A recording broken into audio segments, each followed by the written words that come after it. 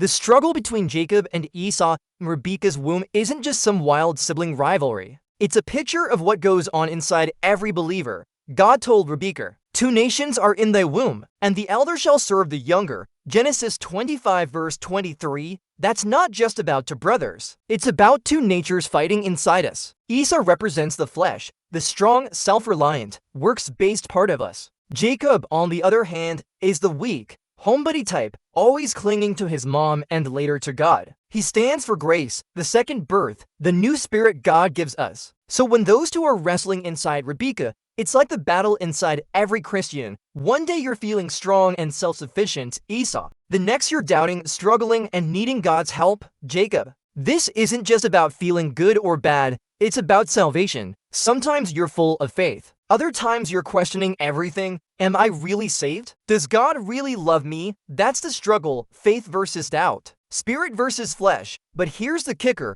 God already decided the outcome. The older, the flesh, will serve the younger, the spirit. Grace wins. God prefers the weak, the ones who know they need him. That's why Jacob gets the blessing, not Esau. So when you feel that tug of war inside, faith battling doubt, spirit wrestling flesh, remember, God's already spoken. The new you, the one born of grace, is the one he's chosen to bless. That's the gospel hidden in the womb. At sinabi ng Panginoon sa kanya, "Dalawang bansa ang nasa iyong sinapupunan, at dalawang uri ng tao ang paghihiwalayin mula sa iyong mga bituka, at ang isa ay magiging mas malakas kaysa sa isa, at ang nakatatanda ay maglilingkod sa nakababata."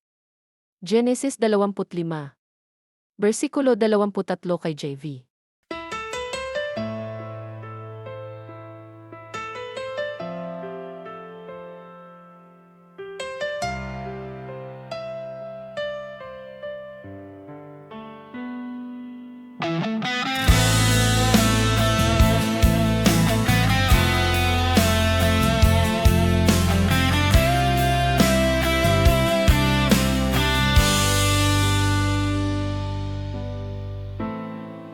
Tagisan sa pagitan ni na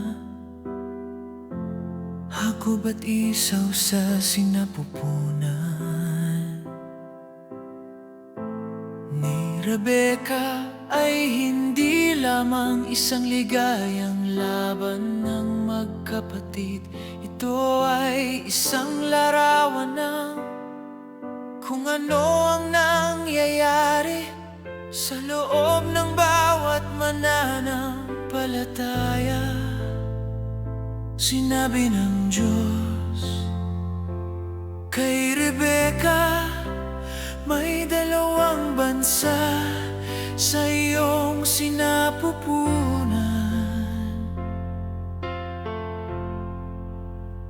at ang nakatatanda ay maglilingkod sa nakababata. Genesis 25, versikulo 23.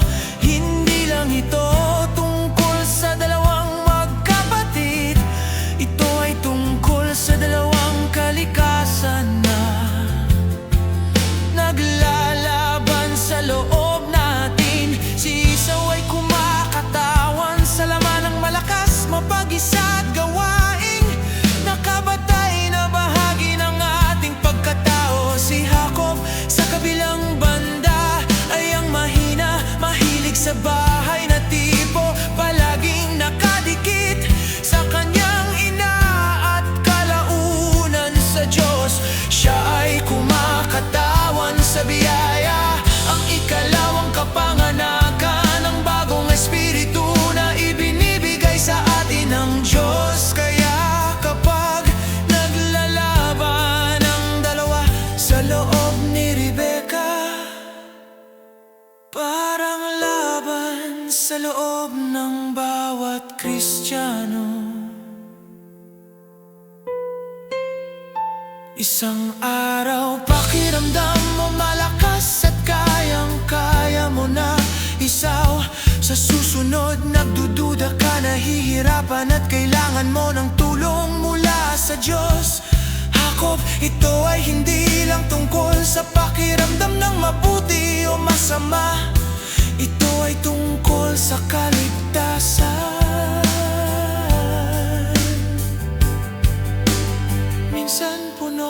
pananampalataya, minsan nagtatanong ka ng lahat, talaga bang ligtas ako?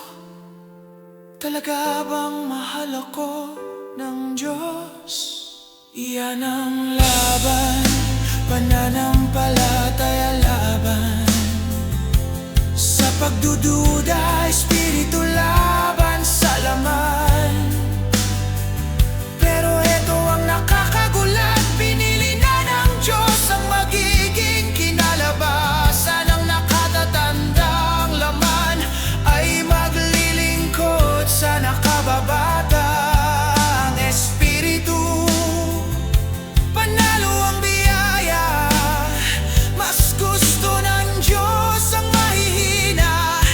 Ang mga alam nilang kailangan nila siya, kaya si Jacob ang nakakamgam ng pagpapala, hindi si Esau. Kaya kapag nararamdaman mo ang labanan sa loob,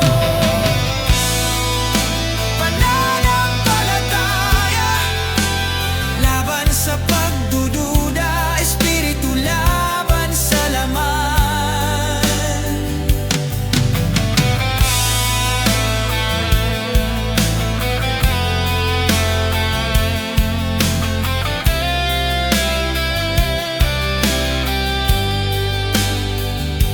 Ito ay tungkol sa kaligtasan.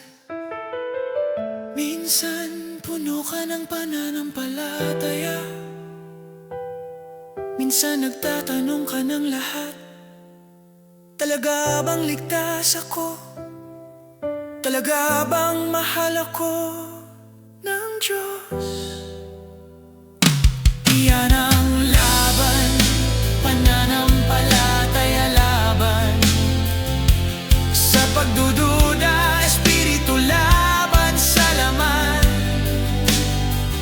Pero ito ang nakakagulat, pinili na ng Diyos ang magiging kinalabasan. Ang nakatatanda ang laman ay maglilingkod sa nakababatang espiritu. Panalo ang biyaya, mas gusto ng Diyos ang mahihina. Ang mga alam nilang kailangan nila siya, kaya si Jacob ang nakatanggap ng pagpapala, hindi si Esau. Kaya kapag nararamdaman mo ang labanan